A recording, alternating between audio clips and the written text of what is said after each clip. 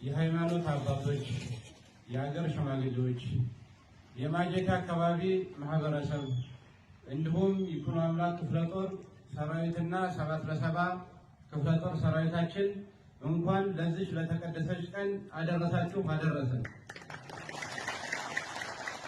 አሁን በፊት የተደረገውን ነገር ወደ ኋላ እንሄድበትም በማወቅም ይሁን ባለማወቅ እስከዛሬ ድረስ ይፍራታና ግድም ላይ ይሁን እንደ አማራ ይሁን አጠቃላይ በህዝባችን ላይ በማወቅም ባለማወቅም ጥፋቶች አጥፍተናል። ስለዚህ መሪ ቅድም ወንድማችን እንዳለው መሪ ሲያጠፋ ህዝብን ይቅርታ ይጠይቃል። ስለዚህ በህዝባችን በሰራዊታችንም ስም እኛ መሪዎች ይቅርታ እንጠይቃለን ማለት ነው።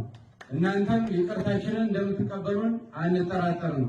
ስለዚህ በርከክ ብለን ሁላችንም ህዝባችንን ይቅርታ እንጠይቃለን ማለት ነው።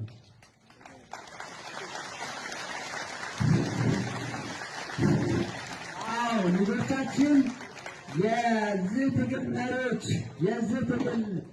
መሪዎች እንግዲህ በማወቅም ይሁን ባለማወቅ ህዝብን አስከፍተናል፣ አሳዝነናል ብለው ለይቅርታ ተንበርክከዋል።